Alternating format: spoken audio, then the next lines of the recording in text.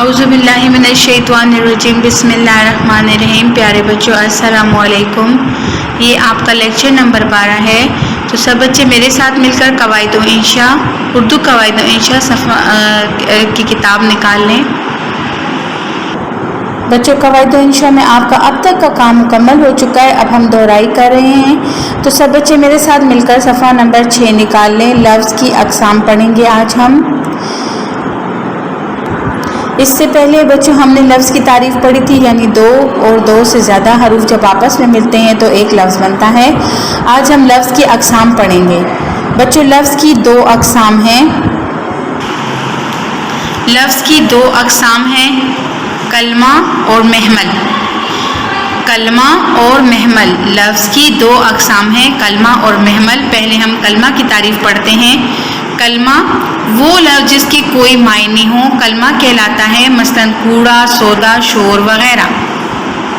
महमल वो लफ्ज़ जिसके अपने कोई मायने ना हो लेकिन आम बोलचाल में बामानी लफ्ज़ के साथ बोला जाए, महमल कहलाता है।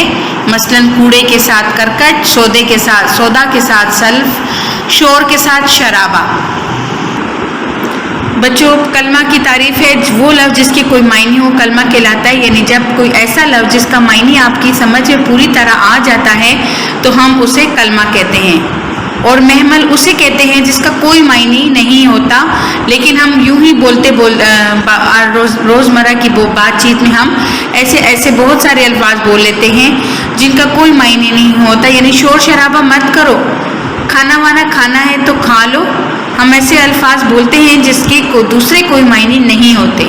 जैसे कि खाना तो समझ आती है, वाना क्या है, शोर की समझ आती, शराबा क्या है, यानी ये कलमा और महमल है। ठीक है, कलमा वो लफ्ज़ होता है जिसकी बात समझ आ जाए, महमल वो लफ्ज़ होता है जिसके कोई मायने ना हो और जिसकी बात आपकी समझ में ना आती हो। बच्चों ये आपकी दोहराई है, इसलिए आपको उम्मीद है कि आपको अच्छी तरह से समझ आ गया होगा कलमा और महमल किसे कहते हैं। बच्चों अब हम सरगर्मी नंबर 1 पर जानते हैं। उससे जाने से पहले मैं आपको बता दूं कि ये आपकी दोहराई हो रही है। आपकी पहले पूरी वीडियो हमने बनाकर आपको सेंड की थी, उम्मीद है आप लोगों ने देखी होगी। अगर आप लोगों को नहीं देखी तो अब दोबारा देख लें ताकि आपको अच्छी तरह समझ आ जाए। सरगर्मी नंबर 1 है, कलमा को महमल से मिलाना है। बच्चों कलमा वो लफ्ज़ होता है जिसका मतलब समझ आ जाए और महमल वो होता है जिसका मतलब समझ में ना आए, जिसका कोई मायने ना हो। सरगर्मी नंबर 1 है, कलमा को महमल से मिलाना है, यानी कलमा वो जिसकी बात समझ में आ रही है और महमल वो जिसकी बात समझ में नहीं आ रही, आपने उसको आपस में मिलाना है। नंबर 1 है खाना। नंबर 1 है बच्चों खाना, वाना, बात, चीत, धूम, धाम, मेल, मैल, कुचैल, टाल, मटोल।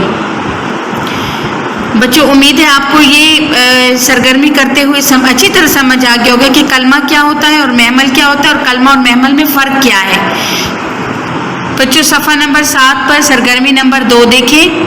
ज़ेल के जुमलों में महमल के गिर्द दायरा लगाना है। यहाँ पर आपको जुमले दिए गए हैं, आपने उसमें से महमल के गिर्द दायरा लगाना है, जो आपके लिए मैंने पहले वीडियो में हल किया था, तो मैं एक दफ़ा फिर आपको समझाने के लिए बता देती हूँ। पहला आपके लिए है, मेहमानों ने चाय वाय पी।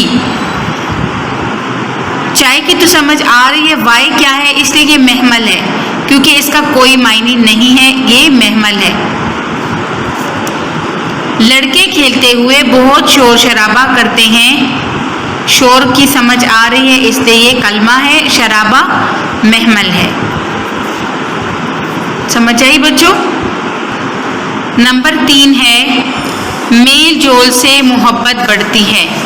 बच्चों मेल की समझ आती है, जब हम आपस में एक दूसरे से मिलते जुलते हैं तो उसको मेल कहते हैं, जोल कहते हैं। जोल का कोई मायने नहीं है, ये यूं ही हम लोग एक लफ्ज़ के साथ दूसरे लफ्ज़ को बोल लेते हैं, इसलिए ये महमल है। मेल जोल से मोहब्बत बढ़ती है, ये महमल है।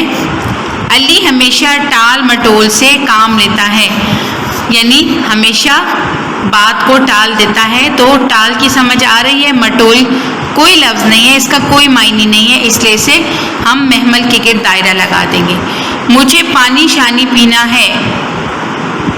پانی کی تو سمجھ آ رہی ہے بچوں اچھی طرح, شانی کوئی لفظ نہیں ہے, اس لیے ہم اس کے گرد دائرہ لگا دیں گے, پینا ہے. نمبر 6 ہے ہم کاغذ واغذ سے جہاز بنا رہے ہیں.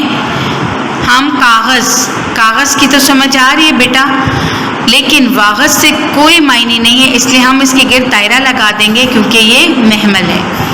مرغیاں دانا دنکا کھاتی ہیں. مرغیاں دانا کھاتی ہیں تو یہ آپ کو پورا جملہ سمجھ آ جائے گا, لیکن دنکا ایسا لفظ ہے جس کا کوئی معنی نہیں ہے, اس لیے یہ ہم اس کے گرد دائرہ لگا دیں گے, یہ محمل ہے. دوست گپ شپ کر رہے ہیں. گپ آپس میں گفتگو کو کہتے ہیں, ہنس کھیل رہے ہیں. گپ کا مطلب ہے, شپ کا کوئی معنی نہیں ہے, اس لیے ہم اس کے گرد دائرہ لگائیں گے کیونکہ یہ محمل ہے. بچوں صفحہ نمبر 7 پر آپ کو سرگرمی نمبر 3 دی گئی ہے. درج محمل کے ساتھ کلمہ لکھیے. بچوں یہاں پر آپ کو بہت سارے محمل لکھ کے دیے ہوئے, آپ نے ان کے ساتھ کلمہ لگانا ہے جس کا مطلب اچھی طرح سمجھ آ جائے. تو پہلا ہے وانا, اس کے ساتھ ہم نے لکھا کھانا. نمبر 2 ہے بازار. بازار ہم بولتے ہیں نا, بازار وازار جانے کی ضرورت نہیں ہے, آرام سے بیٹھ جاؤ. تو بازار ہم بولتے ہیں, بازار بھی ہم ساتھ لگا دیتے ہیں. ایسے حروف محمل کہلاتے ہیں اور جو بازار ہے وہ کلمہ ہے. نمبر 3 ہے چیز ویز. چیز کہتے ہیں کوئی بھی کھانے کی چیز, کوئی بھی چیز ہو, اور ویز کا کوئی معنی نہیں ہے, اس لیے اسے ہم محمل کہیں گے اور یہ کلمہ ہو جائے گا. اب ہم لوگ مجھ کے ساتھ ایسا لفظ لگائیں گے کہ یہ کلمہ اور محمل میں بن جائے. تو مجھ, سچ مچ. اگلا ہے ول. تو ہم اکثر بولتے ہیں چل ول مت کرو میرے ساتھ, چل, چل ول. پھر ہے وڑیا. وڑیا محمل ہے, ہم نے اس کے ساتھ کلمہ لگانا ہے تو گڑیا وڑیا. میل کچیل. میل لفظ کی سمجھ آتی ہے, گندی چیز کو کہتے ہیں یا کپڑوں پہ گند لگ جانے کو میل کہتے ہیں. کچیل کا کوئی معنی نہیں ہے, اس لیے یہ کلمہ ہو گیا اور یہ محمل ہو گیا. کالا کلوٹا, یہاں آپ کے لیے لکھا ہوا تھا لفظ کلوٹا, تو ہم اس کے ساتھ ایسا لفظ لگائیں گے, کلمہ لگائیں گے تو یہ کلمہ اور محمل برابر ہو جائیں گے.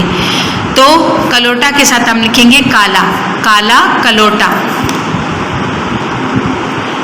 امید ہے بچوں آپ کو لفظ کی اقسام کی اچھی طرح سمجھ آ گئی ہوگی. اگر آپ کو اچھی طرح سمجھ نہ آئی ہو, آپ اس کی پہلی لیکچر نمبر, اس کا جو تھا پہلا, آپ وہ چیک کر لیں اور پھر دوبارہ آپ لوگ لیکچر نمبر 12 بھی دیکھ لیں, تو آپ کو اچھی طرح سے کلمہ اور محمل میں فرق سمجھ آ جائے گا. میں ایک بار پھر بتاتی چلوں, کلمہ وہ لفظ ایسے لفظ کو کہتے ہیں جس کا مطلب سمجھ آ جائے, اور محمل وہ لفظ ہوتے ہیں جن کا کوئی معنی نہ ہو, جس کا کوئی مطلب نہ ہو, وہ محمل کہلاتا ہے. شکریہ بچوں.